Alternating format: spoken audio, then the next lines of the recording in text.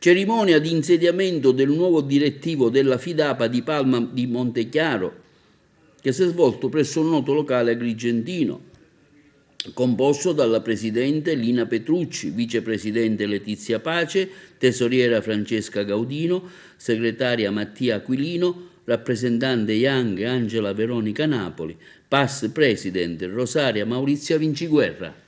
E in effetti è stato un anno un biennio molto proficuo veramente, anche se a causa del Covid diciamo, abbiamo avuto dei problemi, però alla fine abbiamo lasciato un segno in questo biennio, un segno indelebile anche nel nostro paese, diciamo. Abbiamo fatto delle belle attività che hanno lasciato un segno particolare e ora sarà la nuova Presidente a continuare il lavoro e a fare altre cose nuove come lei ci ha proposto. Presidente, ecco, come intenderà portare avanti l'attività sociale del vostro club? Allora, lasciandoci alle spalle il problema pandemia, cercheremo di focalizzare naturalmente tutti i nostri progetti su quelli che sono da sempre gli obiettivi della Fidapa, cioè rivalutare il ruolo delle donne, tenerle in prima linea e costruire qualcosa sul territorio e per il sociale. Quindi cercheremo di proporre qualche progetto innovativo, naturalmente, non lasciando quello che abbiamo. E un progetto innovativo sarà sicuramente un'espressione di street art.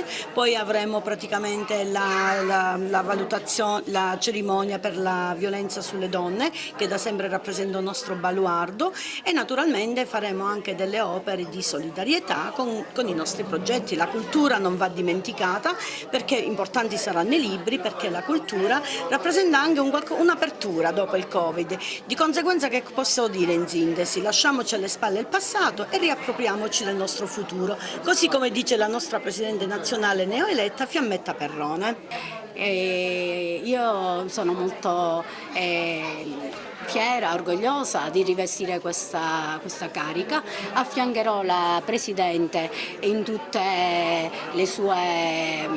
ciò che vorrà fare e insieme, perché noi sappiamo bene che con l'entusiasmo e con l'energia di tutte si riescono a realizzare veramente dei progetti, e noi ne abbiamo tanti progetti da realizzare per lavorare ancora una volta sul territorio di Palma di Montechiaro, agire specialmente sulle nuove generazioni per quanto riguarda la differenza di genere, perché noi donne siamo una realtà una risorsa per la società, e questo bisogna che si comprenda.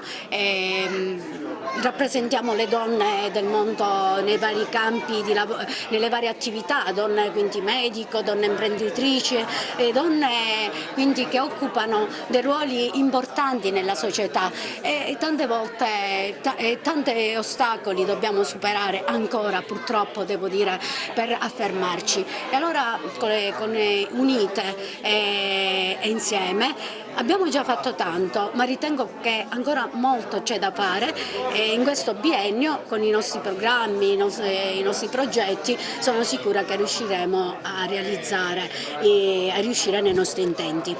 Ovviamente affiancheremo la nostra Presidente nei progetti che già ha in itinere e quelli che già sono programmati, che riguardano ovviamente i principi fondamentali della Fidapa, quello di promuovere innanzitutto la cultura, l'arte, la professione e soprattutto la donna. Principio questo fondamentale, che comunque è un'associazione anche altre associazioni femminili, quali l'Associazione Italiana Donne Mediche, di cui sono Presidente, quindi diciamo che ancora di più. Sì, io in qualità di tesoriera naturalmente assicurerò la trasparenza dei fondi dell'associazione, come è giusto che sia, e quindi tutti insieme porteremo queste attività con tanto amore e tanta amicizia e calore tra noi. Allora, io da rappresentante Young spero di essere un anello di congiunzione generazionale molto importante, che possa permettere appunto un confronto necessario allo svolgimento delle attività.